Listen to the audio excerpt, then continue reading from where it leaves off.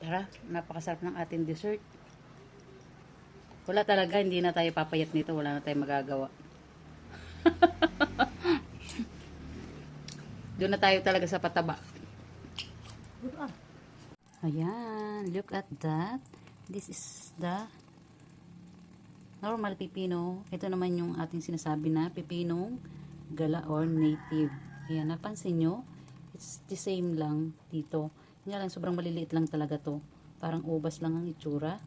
Pero, pipinong gala siya or Tagalog. Or dito sa mga probinsya nyo, or dito sa province namin, I know na meron ding ganito sa inyo. Ayan, no? Pipino, small pipino. Very, very, ano talaga siya, very small. Yan. So, hiniwa ko siya para makita nyo yung itsura. So, ito siya. Yan. Ito pa bilog, ang hiwa. Yun ipa, ano. So, ito yung pipino kong hiniwa from my garden. It's similar. Nga lang, isang small at saka isang XL, no? Hindi large, XL. Sobrang laki. So, ayun, ang ating pipino. Gawin na nating salad. Pipino. O, pipinong native ba ito? Ito, ang daming bunga, napansin nyo. Yan, pipino. Pipino daw pala to. Dito sa amin sa Quezon. Kinakain daw. Kinakain mo talaga, Annalyn? Oo, kinakain yan. Kinakain daw po. Ayan o, pipinong gubat ang tawag. Yan, maliliit siya. Ayan o, maliliit. Tingnan nyo o, mag-harvest tayo. Yan, yung pala, i-harvest na natin lahat to. Dahil ang daming mga pipino rito. Ang daming bunga din. Uy, pipino kayo dyan. Grabe ha. Sa bundok pala, marami palang mga naligaw na pagkain na akala natin damo lang, pero pagkain pala yun. Oh, napakarami. Yung manguha tayo ng pipinong Tagalog. Ang dami. Yan. Tapos ito, tikman natin. Oh. Ay, pa magbitaw. Pipinong-pipino siya. Di sa kusing? Di sa may bibili ng kulang. Pipinong-pipino. Mamaya bakit kulang? Yan, sarap. Pipino talaga siya, oh.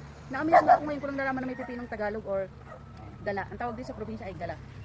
Dahil gala ng gala, sa gubat nakukuha to. Yan, oh, daming bunga. O bala kayo, gusto nyo gawin na natin grapes na pipino. O yun, napakasarap. Lasang-lasang pipino talaga. Na may native or sobrang maliliit talaga na pipino. At ang lasa niya talaga ay pipino. Hindi siya naiba talaga sa lasa ng normal na pipino na nakagisnan. Itong ganito lang. Meron pala talagang very tiny or sobrang liliit. Yan, halos para siyang ubas kalalaki.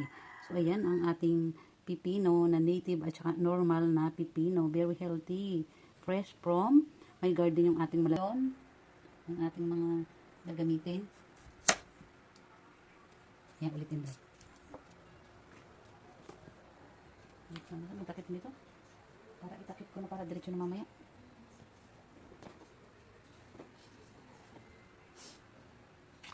Yan, weird. Alam nyo na, and ito.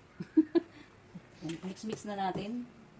Lagyan na natin to yung carrots. Stop na muna. Nandito na ang ating mansanas, carrots, and lagay na natin ang ating pipino from the garden. Fresh na fresh. Ay. Ayan. Mix, mix, mix, mix. Mix lang natin. Lagay na natin si mayo.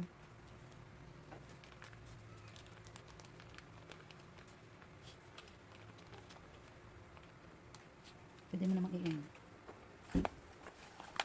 End mo. Ganun. Video end. Hindi na siya mahal. Lagyan natin ng durog na pament. Ayan. Yun muna. Baka mas...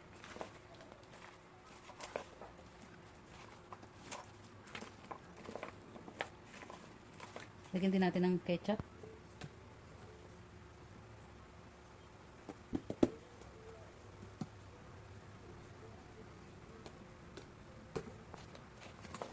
Mix well. Mix lang.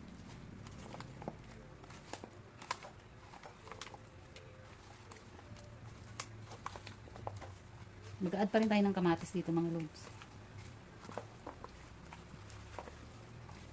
Tingnan mo na. Kasi may pera na pinabili ko, hindi ko magagusto. Yan, kamatis. Ito na din, gawad din siya pang sabuhan din ang paglar. Ako hindi pa nakakapag-get, hindi ko kikita. Nilimutan ko.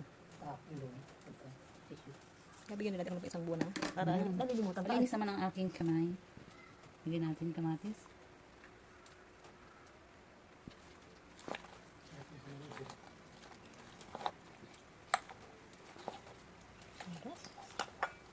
Rapsa. O, di ba mga lods? Oh. Napakasarap. Oh, yan ang ating salad. Pipino salad with tomato and apple. At ang ating galang, ano, native na pipinong gala. Ayan, lalagay na rin natin dito. Ayun. Yun.